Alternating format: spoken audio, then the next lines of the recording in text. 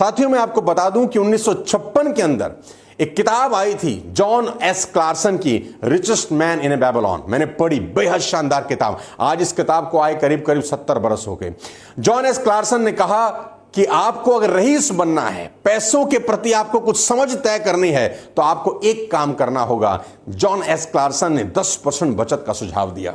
आपको जान के हैरानी होगी कि 1956 में ही उन्होंने कहा कि आदमी को अपनी आमदनी में से कम 10% बचाना चाहिए, जबकि एवरेज एज उस दौर में 55 साल थी। यानी एक आदमी 55 साल तक ही जीवित रहता था, तब भी वो कहता था कि 10% बचाना चाहिए। आज मेडिकल साइंस ने खूब तरक्की कर ली और एवरेज एज बढ़कर 80 साल से ऊपर हो चुकी है। इसका मतलब ये है कि पहले लोग अपनी रिटायरमेंट से पहले ही दुनिया छोड़ देते थे, लेकिन आज हालात बदल गए हैं। लोगों की उम्र बढ़ गई है, खर्च बढ़ गया है, रिटायरमेंट के बाद ज्यादा पैसों की जरूरत होती है। आज मैं आपको आपकी जिंदगी का अब तक का सबसे मुश्किल काम करने को कहने वाला हूं। मैं जो कहने वाला हूं उसे सुनकर आपके पसीने निकल सकते हैं, लेकिन मेरा दावा है कि मेरी बात मानकर आपका जीवन बेहद आरामदायक बीतेगा। इसकी मैं 100% गारंटी लेता हूं।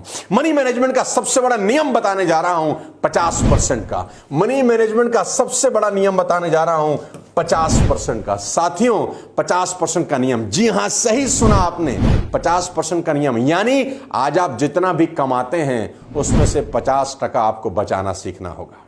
जी हां, बहुत बड़ी बात आपसे कर रहा हूं, क्योंकि मेरा मानना है कि बचत की राशि नहीं, प्रतिशत महत्वपूर्ण होता है। आप कहेंगे 50% तो बहुत ज्यादा है, तो मैं कहूंगा जी हां। आप कहेंगे ये तो बहुत मुश्किल है, तो मैं कहूंगा हां। मैं फिर भी आपसे कहूंगा कि इसको कर डालिए। मैं आपकी प्रॉब्लम समझता हूं, लेकिन फिर भी मेरा यह मानना है कि आप इसे कम करने की कोशिश ना करें, बस इसे कैसे भी कर दें, कितनी भी तकलीफ हो। मैं हमेशा अपने प्रोग्राम में कहता आया हूं कि आज अनकंफर्टेबल हो जाएं ताकि बाद का जीवन कंफर्टेबल हो जाए। और अगर गलती से साला आज कंफर्टेबल हो गए ना, तो बाद का जीवन बहुत अनकंफर्टेबल हो जाएगा। साथियों, आप दो तरह से पैसे बना सकते हैं, ज्यादा कमा के या खर्च कम करके। साथियों, अगर सरकार, मैं एक एग्जांपल आपको देना चाहता हूं, सरकार अगर अनाउंसमेंट कर दे कि जो भी इंसान अपनी तनख्वाह या अपनी कमाई में से 50% बचाएगा, 20 साल के बाद उसको 4 करोड़ रुपया दिया जाएगा, तो न जाने कितने लोग खुशी खुशी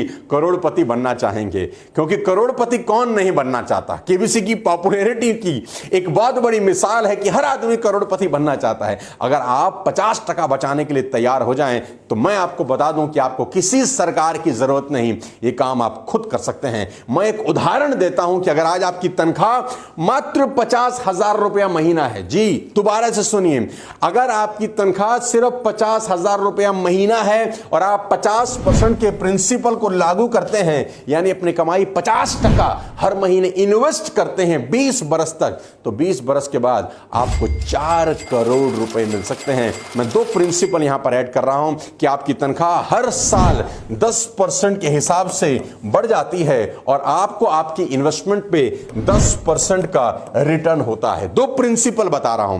पहला कि आपने अपनी कमाई का 50% इन्वेस्ट किया, दूसरा आपकी कमाई हर साल 10% बढ़ रही है और आपकी लगाई गई इन्वेस्टमेंट भी 10% बढ़ रही है। एक चार्ट से आपको समझाने की कोशिश करता हूं। साथियों, चार्ट आपकी स्क्रीन पर है। बहुत सिंपल भाषा में समझाता हूं कि अगर आप साल का 6 लाख रुपया कमाते हैं, महीने का 50,000 होता है। अगर आप साल का 6 लाख कमाते हैं तो 50% का सिद्धांत कैसे आपके लिए काम करता है। आपने इन्वेस्ट किए 3 लाख रुपए और आपकी टोटल सेविंग है एक तरीके से 3 लाख रुपए की। अगले महीने 10% आपने इन्वेस्टमेंट बढ़ा दी, यानी इन्वेस्टमेंट हुई 3,30,000 रुपए। 3 लाख पुराना, 3,30,000 ये, और 10% का आपको साल का रिटर्न मिला, तो आपके पास बैंक में पैसा है अब 6,93,000 रुपए। सिंपल है, अगले महीने अगले साल आपकी इन्वेस्टमेंट हुई 3,63,000 रुपए। पुराना 693 यहां जुड़ गया और 10% की आपको रिटर्न मिली, टोटल आपके पास है 11,61,000 रुपए। अगर आप इसको इसी क्रम में आगे समझने लग जाएं कि इसमें 2 चीजें हमने ऐड करी हैं। पहला कि आपकी हर साल कमाई 10% बढ़ती है, दूसरा आपकी लगाई गई पूंजी भी 10% बढ़ती है। तो 20 साल के बाद क्या हो सकता है? 20 साल के बाद कमाल हो सकता है।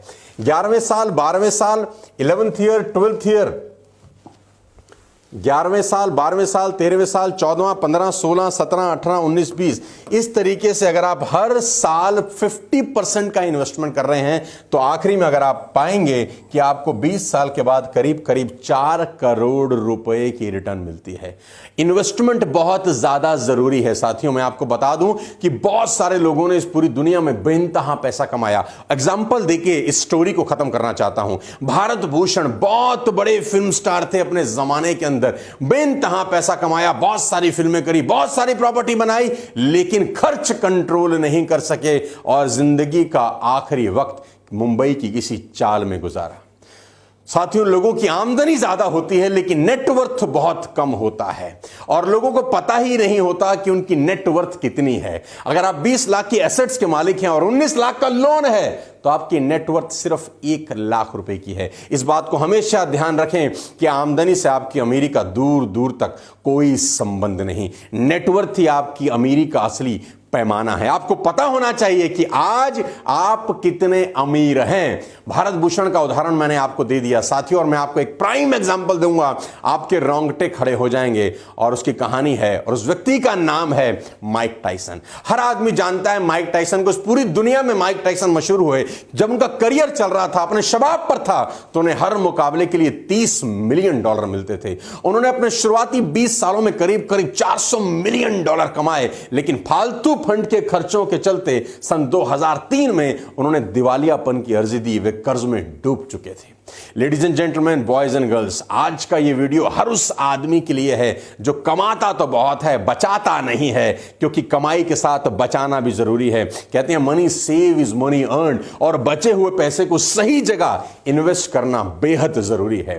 इस वीडियो को जरूर लाइक करिए और सर्कुलेट करिए हिंदुस्तान में हर किसी व्यक्ति के पास, क्योंकि यह एकमात्र ऐसा वीडियो हो सकता है जो भारत की इकोनॉमी को भी एक बहुत बड़ा योगदान दे, ताकि लोगों को पता चले income minus expenses is equal to investment गलत है, income minus investment is equal to expenses होना चाहिए। साइकोलॉजी ऑफ मनी जरूर पढ़ें कुकू एफएम के ऊपर, और इस पूरे वीडियो में बताई गई बातों को अपनी जिंदगी में इंप्लीमेंट करें। मैं दावा दे सकता हूं